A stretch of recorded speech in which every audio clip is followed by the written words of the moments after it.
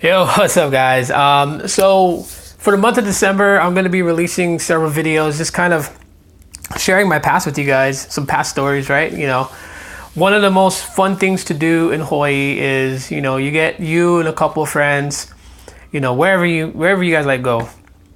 If you guys like go to the beach,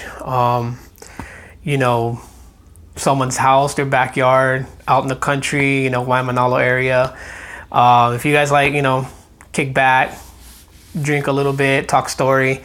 That's one of the fun things to do is talk story or talking story. So anyways, that's what I'm going to be doing in these videos with you guys because you guys are awesome. So kind of taking away from talking tech all the time and just talking story and just sharing a little bit with everybody. So I'm going to tell you guys about the time that I got jumped by 13 people. This story is just crazy. And no, I didn't deserve it. And it wasn't something that I did. It was just being a good friend that caught me that ass whipping. So this was when I was 19. When I was 19, I clicked up with a startup, car club.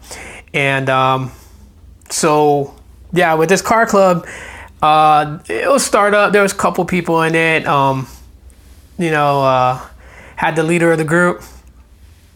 I'll just call him A because, I don't want to drop his whole name. And then K for the second person.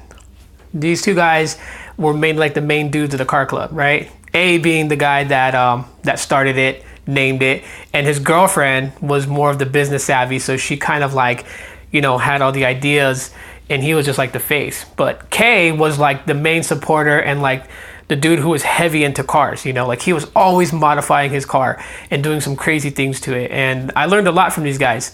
But anyhow, I've been hanging out with them for like a couple months. And we used to go on the weekends, we used to go to a place called Tracks. That's where we would go drag race. And not far from Tracks, there was a spot where people would go, they would line their cars up and they had like 3 turns like in a triangle. And they would practice drifting. So it came to a point where the crew was splitting up because obviously there wasn't a lot of things advancing in it. And so A knew he had to somehow make some kind of money, but getting a regular job didn't suffice for him. So the stupid idiot decided that, he was going to get a connect and he was going to start selling weed. And K supported him. So he was like, yeah, I'll sell with you. So they put whatever money they had together and they made a buy. And they split it, they bagged it, and they were going to sell. Well, we had this dude, I'll drop his name because he's a freaking snake. His name is Will. And Will was not all there. Not that he was, that he had a learning disability. This dude was just dumb. I mean, frick, Opihi was smarter than him. If you don't know what Opihi is, Google it. They're delicious. But anyways, so yeah, he tells us from people that he lives with in an area called Aloha. Because the island that I lived on is called Oahu. Oahu is where all vacation destination spots that people know of, like Waikiki, Honolulu. They shot Godzilla 2014, the scene where it fights the Muto in Hawaii. They shot it there. They shot it on Waikiki. They shot it at the International Airport, Hickam Air Force Base. So yeah, I lived on that island. That's where I come from. And there's an area, just close to downtown called Aloha. For those from Hawaii, you guys know Laliha's Baker, yeah? But anyhow, so he's like, yeah, he knows people from Aloha that will buy. He called them up. They want to make a buy. So we drove out that way. And we got there and, it was mad sketchy, just mad sketchy. You get that feeling that something's not right. So anyways, Will's he points out to these 3 dudes in the park. He's like, yeah, that's them. And A gets out the car and he grabs a bag with him and he walks up that way. I'm chilling in the car, shotgun. Will's in the backseat area. And so he gets there and the transaction's going down. But then A starts walking back to the car. I'm like, yo, what's up? What's going on? He gets to the car and he kept all his product in a pencil box. And he grabs the pencil box. He's like, oh yeah, they didn't like the size of the bag. They didn't like the size of the bag. And I was telling him, you know what? You can't be picky. This ain't Burger King. You can't have it your way. He's like, nah, no worries, no worries. And he grabs the pencil box And he walks back over there, and I told him, I was like, bro, you're freaking dumb. You know, you. So he walks back to these guys and he hands them the pencil box. And I'm like, bruh, this dude just messed up. So the guy in the middle has the pencil box and he's going through it like he's trying to pick a nice size bag. Then I see him take one step back, and then another step, then another one, and another one. And I'm like, yo, you're getting jacked. And the two dudes that's next to the dude in the middle, they're telling A, like, yo, he's taking off with your stuff. Go get him. Go get him. But not like they were trying to help him out. Because come on now, if they was trying to help him out, they would have grabbed their friend. No, they were trying to make A run after the dude, and then they were going to come from each side and jump him. So as soon as I seen dude with the pencil box run through the park, okay, I jumped in the driver's side of A's car, turned it on, and freaking whipped it down the road of the park, out onto Aloha Drive. I turned left, went up north a little bit, turned in the first alleyway, and I whipped it down there 55 miles an hour, which, you know, from, if you guys saw the alleyway, you should only be going like 15 or less. Like, yeah, I was hitting some trash cans, but I was trying to catch a dude, because dude left the park from the entrance from the neighborhood, so I was trying to catch him. When I got to the end of the alleyway, there's a wall, and on the other side there's a house, and the dude that took the pencil box was walking on top of the wall. When he seen me, because I had hopped out the car, I was gonna grab him by his ankles and pull him down, but he had jumped into the yard and then took off. So there was no point in trying to get back in the car and reverse, because it's a tiny alleyway. There's no way you could have 3-point U-turn in there. I would have to like reverse all the way back from the entrance that I came in from. By the time I even hit into the neighborhood, dude was gone. So yeah, the worth of product in that pencil box is about $1,000. And so A was like tripping out, and he called up K and told K what happened. So then K was pissed off because they would have to talk to their connect and explain how they lost $1,000 of product.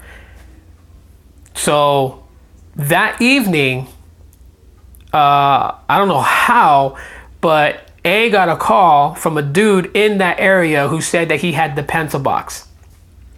So another friend, you know, pulled up that night, was talking story with us, and A's like, yeah, you know, I'm gonna go get the stuff. I need you guys to come with me.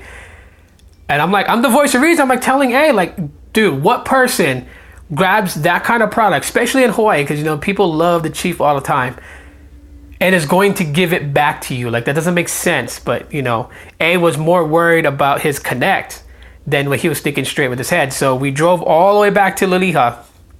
We get there. There's this big old Sole dude, Samoan, if you guys don't know, in the front yard. And he's like, he calls A over, because we had parked across the street in this open parking lot area. And then me and A jumped out, and the dude that was with us, he stayed in the car just in case something popped off. He could start the car and we could take off. So I walk with A across the street, and we get to this big old Samoan dude, and he's like talking to A. He's like, oh yeah, you know, the kid that jacked you, that's my sister's boyfriend. And that's the second alarm that hit off in my head, because I told him, like, yo, why would he turn in his sister's boyfriend? Like, this ain't right. So A is like talking story with this Samoan dude. They're talking back and forth, and then A keeps asking, like, you know, where's the box at? And he's like, the guy's like, oh, no worries, it's coming, no worries, brother, it's coming. And I could tell by the way he was saying things, like something went right. About 2 minutes later, 3 cars pull up across the street, parked on the side of the road. One convertible old beat up car, one pickup truck, and another like small hatchback car. Total people, about 18 people jump out. A couple of them with like plastic hockey sticks, baseball bats, broomsticks, mop sticks, whatever. I seen that and I book it up the road. Like, our driver was across the street, parked in a parking lot, but those 3 cars parked on the side of the road where the parking lot is. So to get to that car, I would have to go through them. What's the point of running into, like, you know, almost 20 dudes with weapons and get beat right there? So I book it up the road and turn right into the neighborhood. There's an old baseball field, and there's like a tall fence at the end, right? So I get there, I get to the fence. My friend A is right on my heels. And then there's like, my son, there's like 9 dudes walking up slowly. Like, they think like they got us cornered. So they're just walking, taking their time, right? You know, like they're in some kind of action movie. And yeah, I hung out with Filipinos. So I scaled that fence in like seconds. I got up there I got over to the other side. My friend Egg did too, and we were running through houses. People were like outside drinking. It was a weekend. They was tripping out because like we didn't even care. We never asked for help. We just ran into into like, you know, their yard, around the side of their house to the back fence to hop it. We were like hopping fences, you know, trying to make our way back to another main road so we can plug it up and call old boy in the car. Now, dude that was in the car waiting for us, he ducked down so, you know, people wouldn't see him in his car. But yet he didn't leave us behind. And somewhere in this whole position point, A kind of went a different direction from me. So now I didn't know where he was. And he happened to make his way back to the car, and they took off and left me. So now I'm stuck in this neighborhood with a bunch of guys looking for me, driving up and down roads looking for me, and they finally caught me. And man, was that like my heart sank, because I was like, bruh, it's coming. And so like 5 dudes started first, like they ran up on me, and I was just like, yo, that's it. So I just went down swinging. Like I caught a couple dudes in the head already when they first came up, and then the other dude just kind of tackled me. But yeah, I was like, fuck this. I mean, there was like rocks and broken beer bottles on the side. I grabbed one and hit a dude with it. Like I was just grabbing whatever I could, and I was just fighting as much as I could. But eventually, total was 13 people. And this old Japanese guy who lived in an apartment nearby saw what happened. And if it wasn't for him, I probably would have been dead, because like I was getting beat from all sides. I got stomped in my head. Luckily, nothing scarred me. But this old Japanese guy, he was like yelling from the balcony, and I guess it scared them, and they all just kind of scattered like cockroaches, just poof.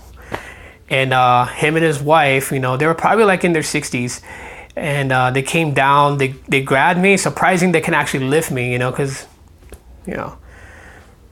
But yeah, they were able to carry me into their apartment. They brought me inside.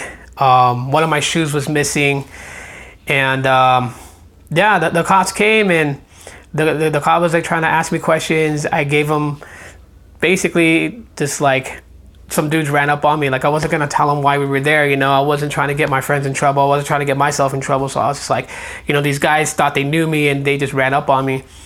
So then the cop was like, oh, okay, you know, well, it's probably best that you go home, you know, if you don't want to get checked out by the hospital. Like they didn't even, you know, call for an ambulance. It was just like, yeah, you know, if you're good to go, just go ahead and go home. So I was like asking the cop, like, hey, can I get a ride back to where I live? You know, I don't have a shoe. Like, no, he gave me 50 cents to catch the city bus home. So I ended up going on the bus all bloody, missing one shoe. And people on the bus were staring at me like, whoa, what happened to this guy, you know? And yeah, I was all bust. I was all messed up. But yeah, that's time that I got jumped by 13 people. So the funny thing was that, you know, to close this out, the dude, their connect came down to confront A about the missing product. But he had heard through other people that, you know, I got jumped in the process of trying to get it back. So when dude came, like he kind of like gave me like recognition, you know, like for doing what I did. So yeah, Hawaii is not all about pineapples, beaches, and vacation destinations. We got our ghettos, our slums, and things like that. So anyways, that's it for this one. How I got jumped by 13 dudes and survived. Yeah, if you guys want to ask any questions or say anything on the subject, feel free in the comment section, and be on the lookout for more of these videos, and I'll talk to you guys later. Aloha.